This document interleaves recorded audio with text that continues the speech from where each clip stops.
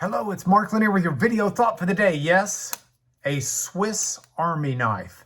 This little puppy will do so many different things. It's got a bottle opener. It's got a knife.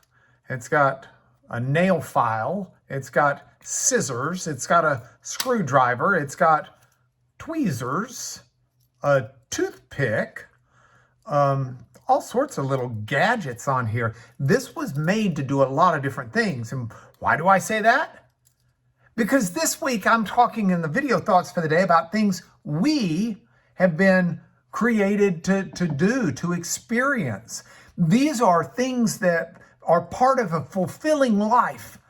God made us, much like the Swiss have made their army knife, to do a number of things. So yesterday, link below, by the way, if you need it. Yesterday, I talked about how we were made to love.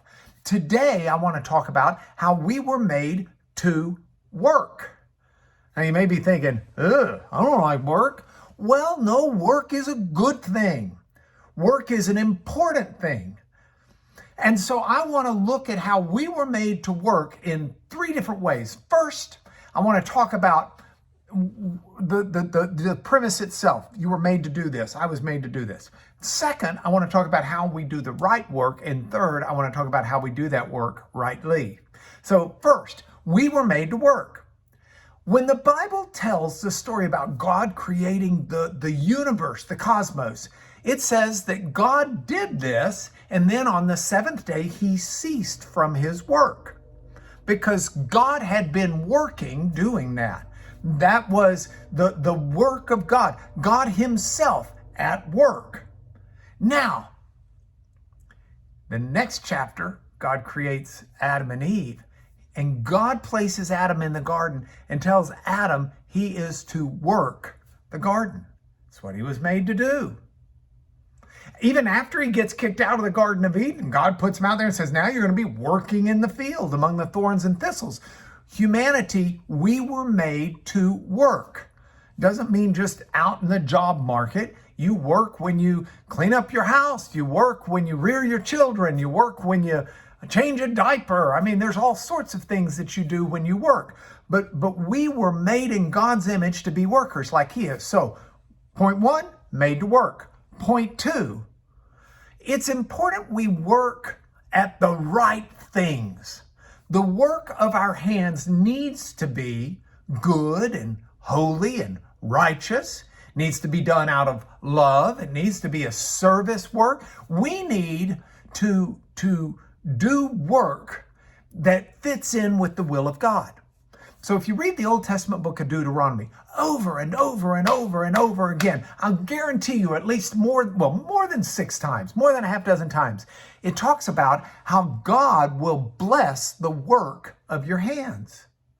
And when we're doing the right kind of jobs, the jobs that are in his will, he will bless the work of our hands. It also says in Deuteronomy 31:29 that we need to not provoke God to anger by the work of our hands. Because we can work to God's good purposes, but we can also work against God's good purposes. That's not a good thing to do. So work is right. We were called to work. Work is something that we need to do the right job. And then third, we need to do it rightly. How do we do work right? Well, the Bible gives us all sorts of advice and information and instruction about that, but I've pulled out just a couple of passages for you today. First of all, there is in Proverbs 16 a very, very important passage. It's verse 3. It says, commit your work to the Lord and your plans will be established. In other words, whatever we're doing, we commit it to God. I'm doing this for God. And that goes hand in hand with what Paul said in Colossians 3:23, when he said, whatever you do, work heartily as for the Lord and not for man. So if we focus on doing our work and doing the right work for God, and we do it for him, and we do it with our best efforts, and whatever we try to do, we do it with our might, then we not only have the assurance God will bless the work of our hands and that they will prosper, our work will prosper, but we also have the assurance that we're working in line with the will of God. So that's your Swiss Army knife instruction for the day. And hey, by the way, don't forget, God's not through working, because Psalm 138:8 says, you and me are God's work. So let's get to work. I'll talk to you again tomorrow. God bless you.